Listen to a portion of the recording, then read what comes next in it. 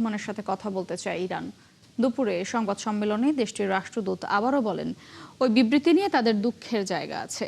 এদিকে হরমুজ প্রণালীতে আটকে পড়া ৬ বাংলাদেশি জাহাজ ফেরাতে সহযোগিতার আশ্বাসও দেন ইরানের রাষ্ট্রদূত। আরও জানাচ্ছেন নাদিয়া শারমিন। মধ্যপ্রাচ্য যুদ্ধ পরিস্থিতির মধ্যে হরমুজ প্রণালীর নিয়ন্ত্রণ নিজের হাতে রেখেছে ইরান। ড্রোন হামলার ভয়ে চলতে পারছে না অনেক দেশের জাহাজই।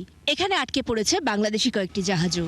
এমন ৬টি জাহাজের বিস্তারিত তথ্য গত সপ্তাহে ইরানে পাঠিয়েছে বাংলাদেশের পররাষ্ট্র মন্ত্রণালয়। বাংলাদেশে জ্বালানির কোনো সংকট থেকে থাকলে সেটা সমাধান হবে। সংবাদ সম্মেলনে ঢাকায় নিযুক্ত ইরানের রাষ্ট্রদূত বলেন, এসব জাহাজ ফেরাতে সর্বাত্মক সহযোগিতা করবে তার দেশ। ইরানের জাতীয় নিরাপত্তা কাউন্সিল সেটার অনুমোদন দিয়েছে এই জাহাজগুলোকে সহায়তা করার, কিন্তু এই জাহাজগুলোর যে স্পেসিফিকেশন সেটা একদম পুঙ্খানুপুঙ্খানুভাবে আমাদের হাতে না আসার কারণে আমরা সেটাকে আইডেন্টিফাই করতে পারিনি এখনো। জাহাজের পূর্ণাঙ্গ যে স্পেসিফিকেশন এগুলো আমরা গত সপ্তাহে আমাদের হাতে পেয়েছি। এটা আমরা তেহরানে পাঠিয়েছি এবং এটা নিয়ে কাজ চলছে এবং বাংলাদেশের এই জাহাজ চলাচলের ক্ষেত্রে কোনো সমস্যা নাই। রাষ্ট্রদূত জানান, সম্প্রতি ইরানে থাকা ১৮০ জনের বেশি বাংলাদেশিকে নিরাপদে দেশে ফেরায় সহযোগিতা করেছে দেশটি। অবৈধভাবে আসা বাংলাদেশিদেরও গ্রেফতার বা কোনো হয়রানি ছাড়াই নামমাত্র জরিমানা দিয়ে দেশে ফেরার ব্যবস্থা করে দিয়েছে ইরান সরকার।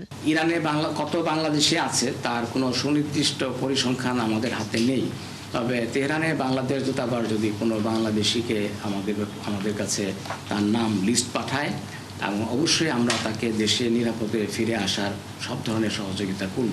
বাংলাদেশিদেরকে নিরাপদে ফেরার ব্যবস্থা করার জন্য গতকাল বাংলাদেশের পররাষ্ট্রমন্ত্রী ডক্টর খলিলুর রহমান ধন্যবাদ জানিয়ে আমাদের পররাষ্ট্রমন্ত্রীকে একটি চিঠি দিয়েছেন। তবে এই যুদ্ধের ব্যাপারে বাংলাদেশ যে বিবৃতি দিয়েছে সেটা নিয়ে ইরানের কষ্টের জায়গা আছে বলে আবারও জানান তিনি। যদি সুস্পষ্টভাবে এটার বিরোধিতা না করে তাহলে এই মুসিবত একদিন তাদের ঘাড়েও আসতে পারে।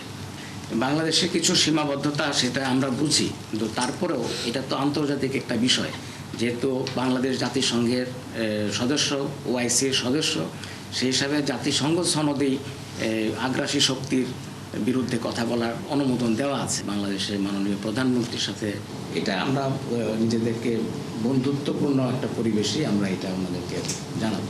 মার্কিন যুক্তরাষ্ট্র ইরানকে ১৫ দফা প্রস্তাব সহ চিঠি পাঠালেও তার উত্তর বা তাদের সাথে কোনো রকম আলোচনা হয়নি বলে জানান রাষ্ট্রদূত। তবে পাকিস্তান, তুরস্ক, মিশর সহ যারা মধ্যস্থতার চেষ্টা করছে তাদের ধন্যবাদ জানান তিনি।